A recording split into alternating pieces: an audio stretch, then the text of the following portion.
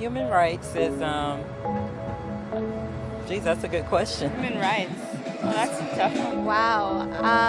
Права человека. I don't even know how to give that a definition. I would probably have to do a little bit of homework or something. Any right that I think just as a normal, human, The rights that humans have. Oh, that's a very large debate. Zu mange ting. Tú le puedes preguntar a 20 personas y te van a dar 20 diferentes opiniones. Non saprei, è una domanda complicatissima. Yes, we just take them for granted that they're there, but we don't even consider what they are.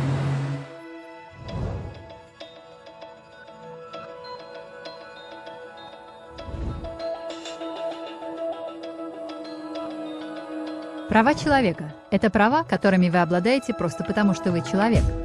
Это ваши права как личности, то, чего вы ожидаете и заслуживаете. Например, право на свободную жизнь, на собственное мнение и на равноправие. Есть много разных видов прав. Большинство принадлежат лишь определенным группам.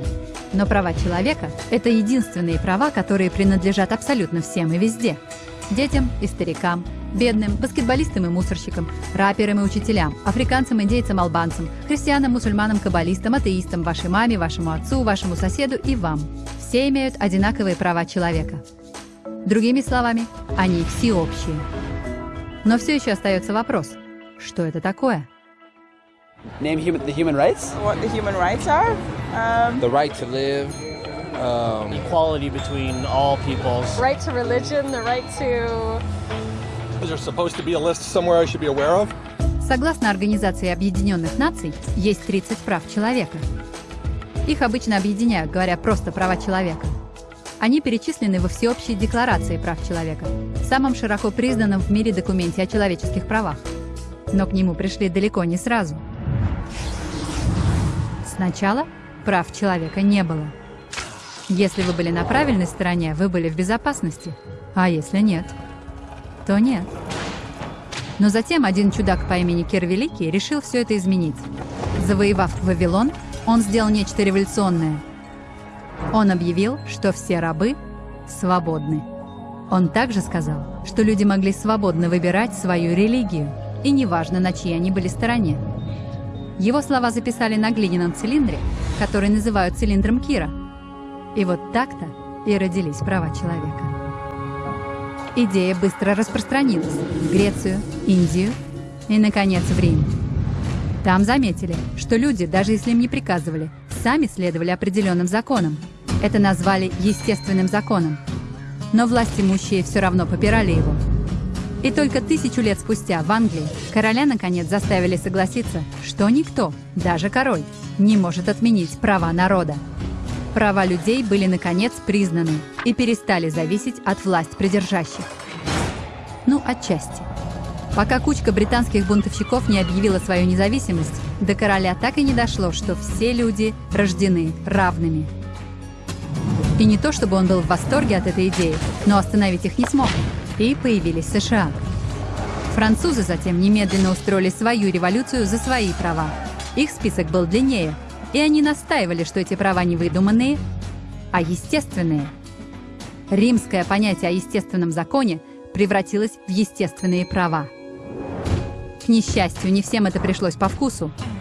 Во Франции генерал по имени Наполеон решил свергнуть новую демократию и сделать себя императором всего мира. Ему это почти удалось. Но страны Европы объединили свои силы и победили его. И права человека снова стали насущной темой. Были заключены соглашения, даровавшие множество прав по всей Европе. Но только по Европе. Остальной мир по-прежнему как-то этого не удостоился. Вместо этого его завоевывали, оккупировали и пожирали гигантские империи Европы. Но тогда один молодой адвокат из Индии решил, что всему есть предел. Его звали Махатма Ганди. И перед лицом насилия он настаивал, что все люди Земли, а не только Европы, имеют права.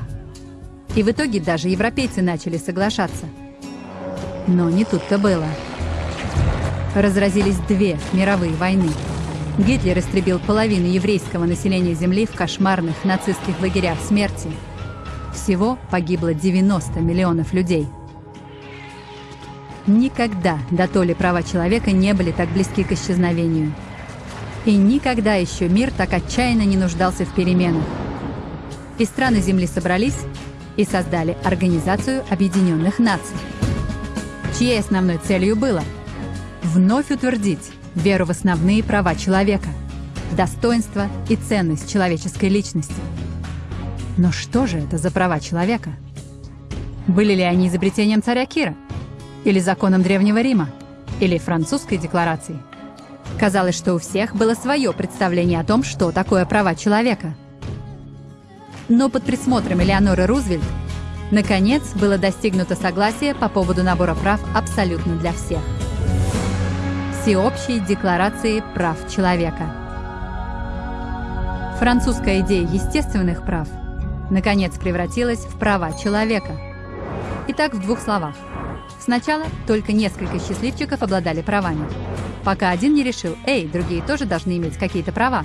Это было здорово, но не все согласились. Понадобилось всего лишь пара тысяч лет сражений, деклараций и еще сражений, пока все не согласились, что права человека должны принадлежать каждому.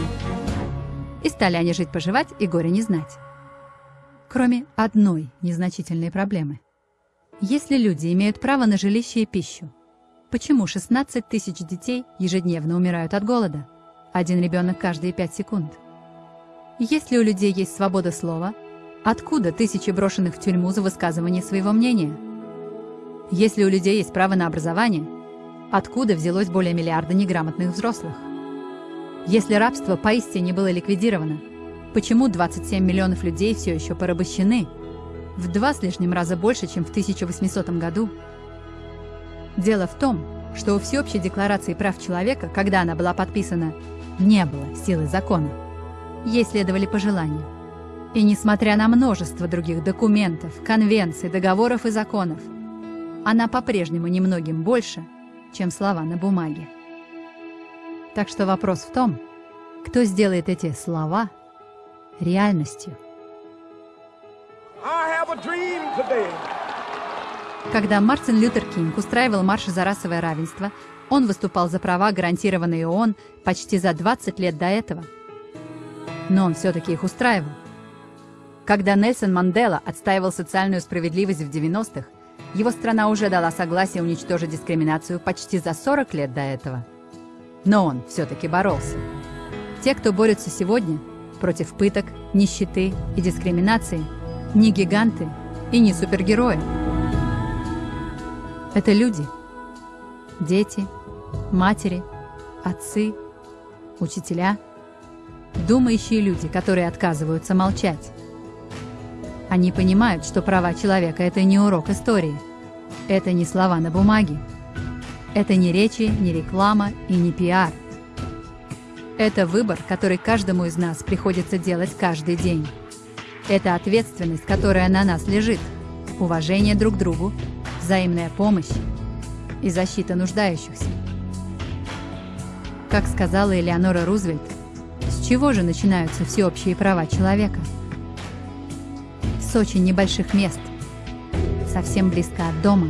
Эти места такие маленькие, что их не найти ни на одной карте мира. Но каждое такое место – целый мир для отдельно взятого человека. Это квартал, в котором он живет. Это его школа или колледж. Это завод, ферма или офис, где он работает. Это места, где каждый мужчина, женщина и ребенок хотят равной справедливости, равных возможностей, равного достоинства без дискриминации. Пока эти права не наполнятся смыслом там, они будут мало что значить где-либо еще.